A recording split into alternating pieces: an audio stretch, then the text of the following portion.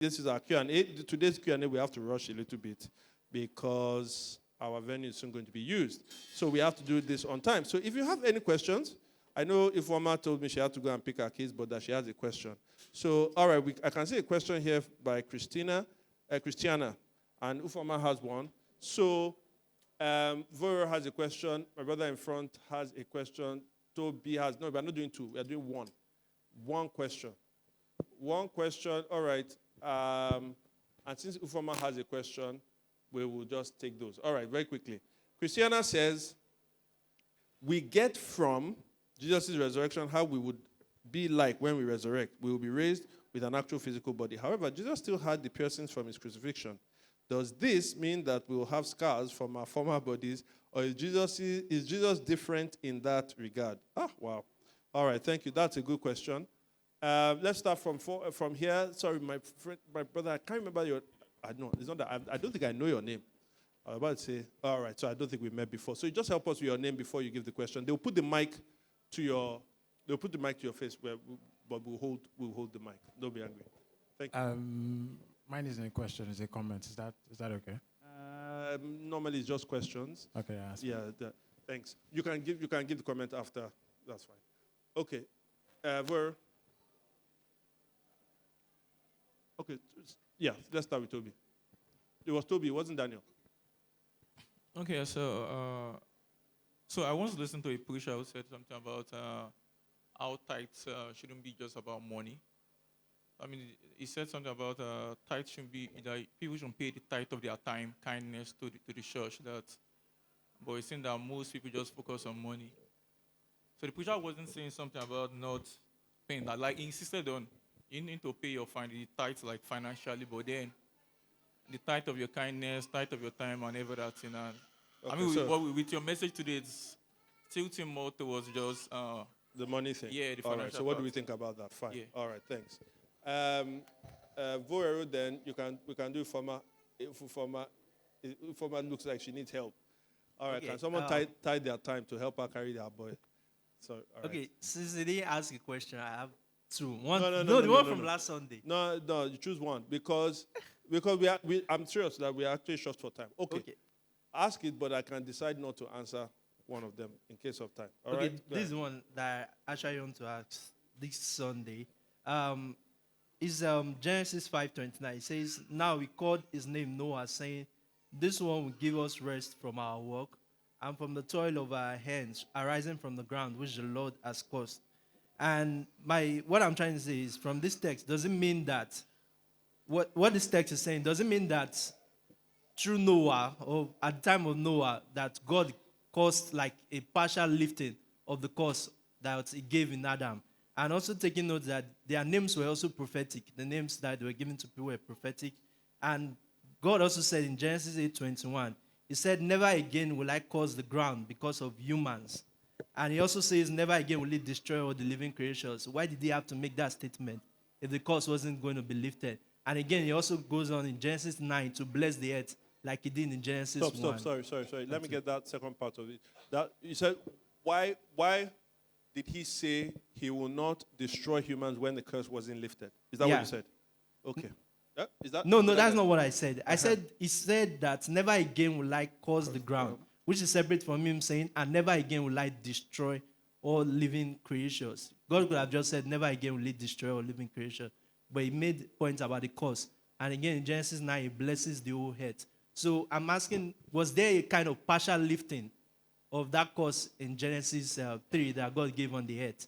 And my question of last Sunday, which was Ecclesiastes 2:26, what does that mean? You didn't go and listen to the sermon. That's not my fault. I told you what to go. I'm not even answering that one. I told you to go and listen to a sermon. I said it was 2018. There was Ecclesiastes 17, Ecclesiastes 2 from 17 to 26 or something like that. Sorry, that one is go and work is meaningless. Go and listen to that one. See this guy. Go and listen to that one. Okay, this is your first question. It's a bit, but Emmanuel is here to answer that one. All right, Ufoma. Hi. It's Ufoma now. It's not Ifoma. It's Ufoma. It's Ah. Ufoma. It's Ufoma. my pronunciation. It's Ufoma. Ufoma. With a U. Yes, okay, but it's not Ufoma. Is that pronounced? Is that Yorubanized version of Ufoma. Ufoma? Ufoma. Yeah. Ufoma. Ufoma is Urobo. Yeah. Now that's what I know. Ufoma. Okay. Yeah, I loved your message today. I think you preached on the topic.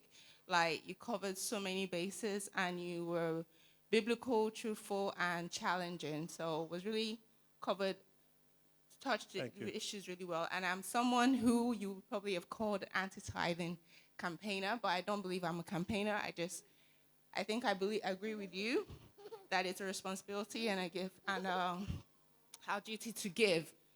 Okay, I just don't think Christians should be compelled. But my question was in relation to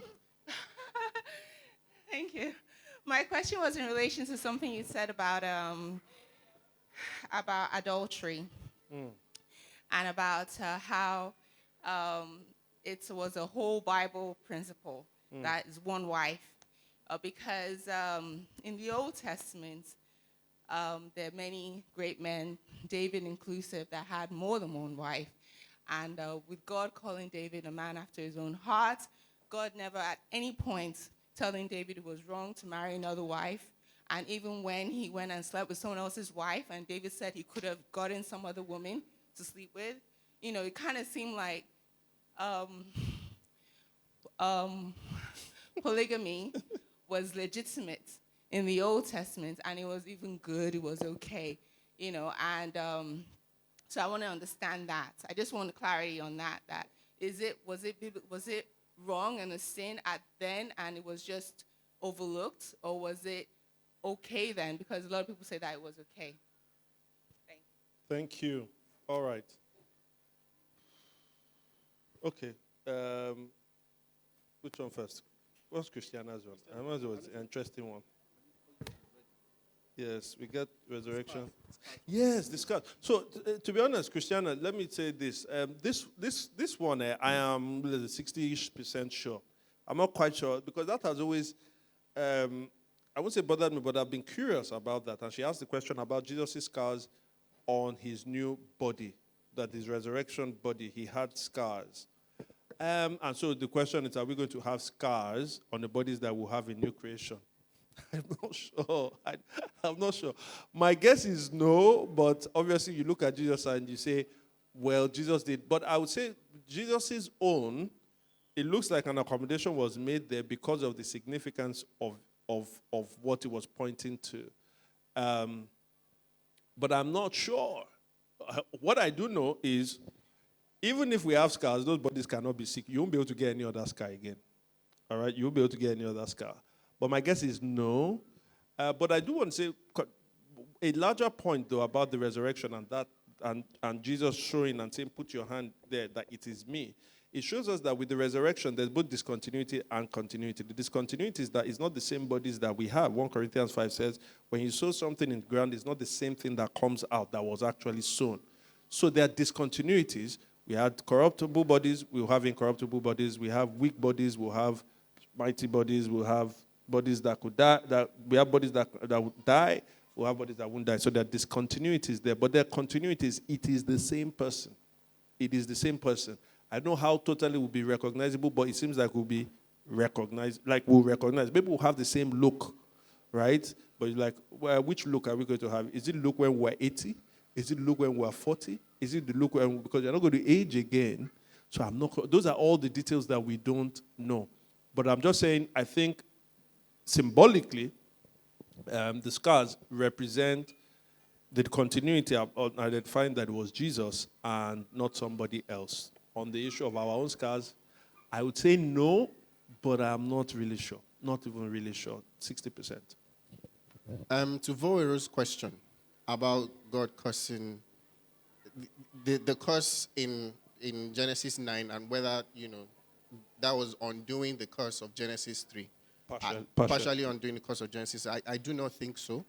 I think if you take the flood narrative, it was basically what you see there. If you examine, so that's Genesis 6, 7, 8, and 9. Basically, what you see there is is a decreating. Is the earth going back to the way it was? And so, like, God had split the waters above. He had separated waters on the earth to stay in a certain place, and then waters in the sky to be in a certain place. There was now a decreating of that order where that thing now comes back again. There's a fusion, as it were, of earth and sky that wasn't meant to be.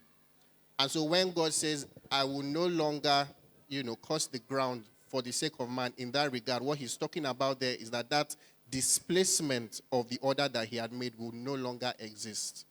And so even though now we still find, floods happening, you don't find, you always find there are abnormalities. It goes back. Water always goes back to where it was. The water recedes and everything. And so that's why I think there very clearly. But then secondly, what you find in Genesis 3 is that God curses the ground, and the effects of the curse on the ground also affect human beings as well. That still continues with us till today. Whereas with Noah, you don't find, when God says that, you don't find that. So I think those are two separate things that one shouldn't conflict. Let me add to reinforce that. There's a sense in which Noah typifies Jesus Christ in a sense, right? He typifies the new creation. Because of what Emmanuel says, that is, for instance, hell is the ultimate decreation. It's the ultimate decreation. So what you have with the flood is you remember before the waters were the same. And so now there was a separation of the waters. So when the waters came again and destroyed everyone, when the water started to recede, it was like God doing what he did in Genesis 1 and 2. He separated the waters from themselves and the dry land came. And when you read Genesis 9, you almost feel like you are back to Genesis 2. So that Noah is coming out of the ark with these people. And in fact, it says in Genesis 9 verse 5 that whoever sheds human blood, it will be kind of human blood. Why? It says because man was, I would demand go to 6. Sorry, go to 6. Yeah. Yes. So go to 6. Whoever sheds human blood, by human blood shall their blood be shed. Why? For in the image of God has God made mankind. And then later, maybe it's verse 7. Let's go to verse 7. I think it says that, as for you, be what? Fruitful and increase in number. Where do you see that? Genesis 1, Genesis 2. And so it's saying this is the new order. At first we started with 2 people, now we're starting with 8 people. You get all the animals had been destroyed, but we had pairs that were in the ark, and so they come out of the ark again. It's as though he's doing that. However, with the old creation, he cursed. He cursed the ground, but now with this creation, he's not cursing again. Now, it doesn't mean he's lifted that other one. It's typifying what is going to happen. Then God creates a covenant with Noah, creates a covenant with Christ. He used a covenant through Christ to us. I hope you are seeing that. So it's not, there's a lot more going on there. There's a sense in which he's prefiguring the undoing of of that curse that was in Adam. He's prefiguring the one to whom that was actually going to happen. Jesus himself is like our ark, right? Okay. Real quick. Give him a mic now. Sorry, hold on. Okay. What Lamech said about Noah's name. So it was like the flood was the temporary rest that he was talking about. Because the flood? Yeah. No, I'm talking about because he said that this guy, that is Noah, will bring about the rest from the toil of our hands and the curse of the ground. So when the ground, basically, when flood came, the earth was no longer there. The curse, nobody was working and all those ones. So would you say that during the flood and everything, and Noah coming in, that was But like Noah didn't bring the flood. I know. So it's not, the flood is not a temporary rest, right? If anything, Noah continued the redemptive line. So the building of the ark, because if there was no ark, then everything would have been destroyed. So the building of the ark that Noah built actually was what gave us the opportunity for rest to continue. Because all the other people that were there were not causing there to be rest. So Noah continued the righteous line, if you like. So I won't use that language per se in terms of the flood. But just to reinforce what Emmanuel said about the curse continuing is, even though Noah is this righteous generation, well, out of Noah still continues, the wicked line also still continues, and we see Ham, Canaan, and all of that there. Okay. Toby Ufoma. What was Tithe of time and Ufama's question, which I cannot now remember. Adultery, polygamy. Okay, I think we'll both take stabs at both of them. Okay. Tithing of time, tithing. I think. Let me tell you about this tithing thing. I wrote in trying to advertise it that some people overcomplexify it, some people oversimplify it. Now, see how long it took for me to explain the place of tithing, right? I think some people make it too simple. God says 10%. Why are you disobeying God? That's it. The Bible says it. If you go into it, like, no, it's not one tithe, it's different tithes.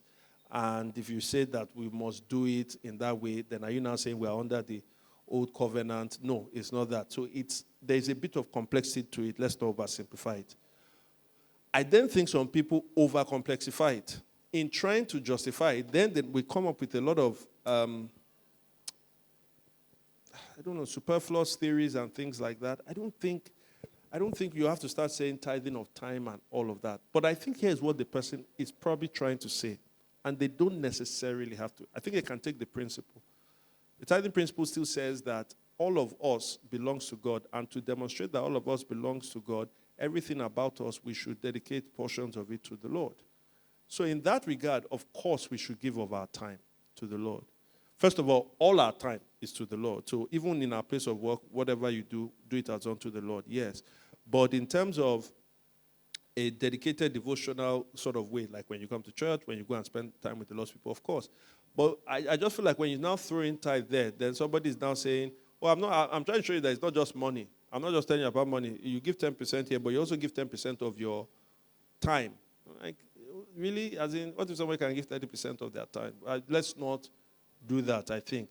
We should be intentional about giving our time. We should be intentional about giving our presence. We should be intentional about using our gifts that God has given to us. We should be intentional about using the comfort that God has comforted us to comfort others.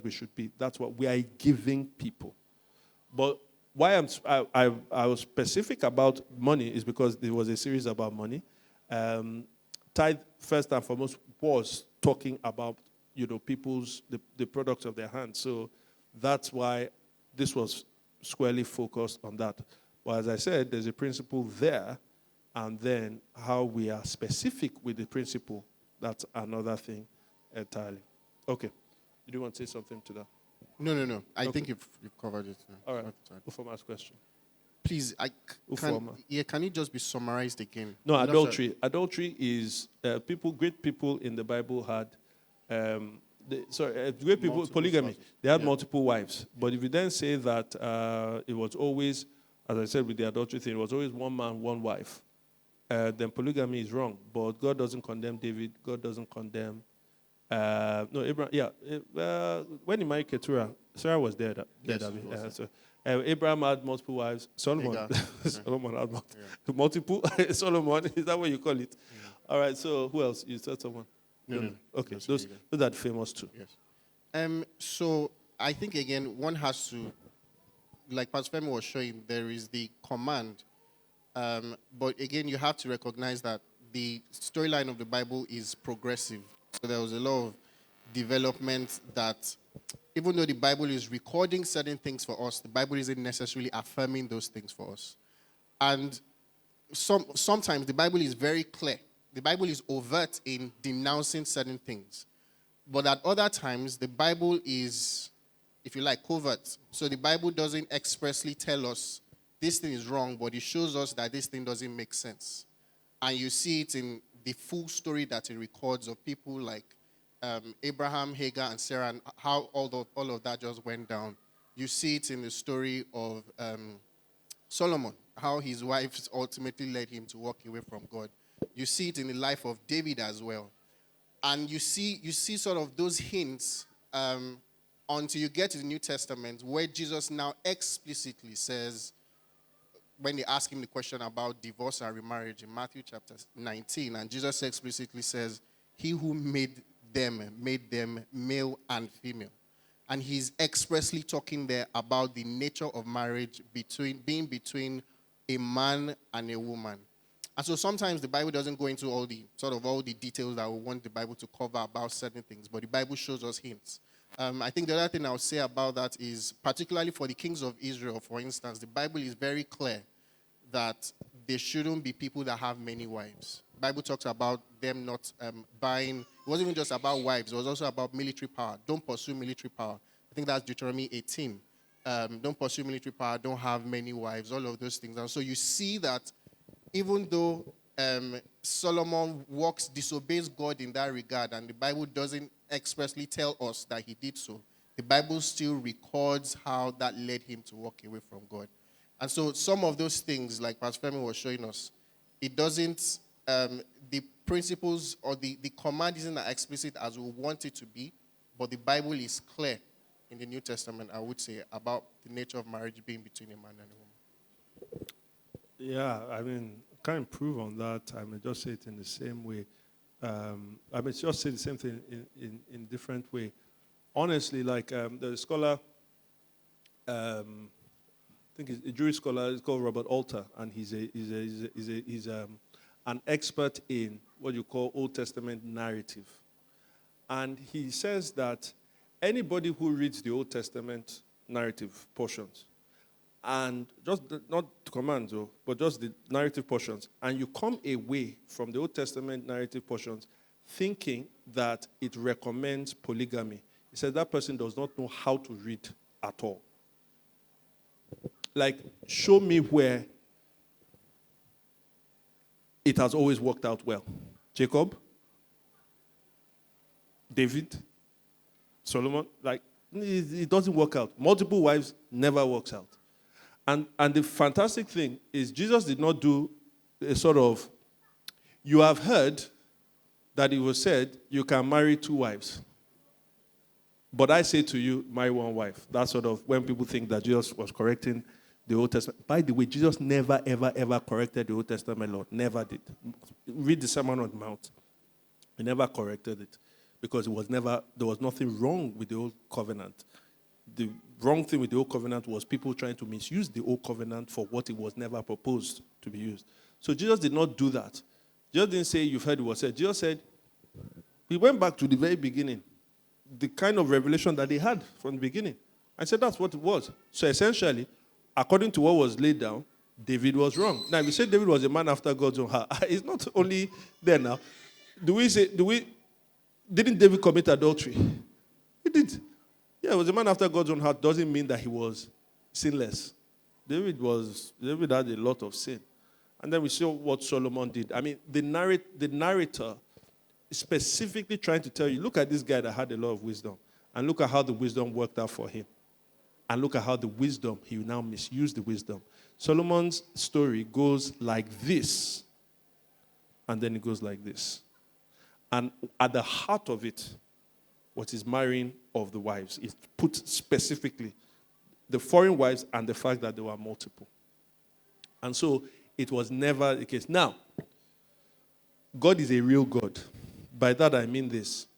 A lot of the narratives that are written in Scripture is God coming into human experience to work redemption despite human experience. That is, God never, never, ever at any point endorses prostitution. But God uses a prostitute to bring about redemption. It doesn't endorse it. But God is like, this is what I'm going to use.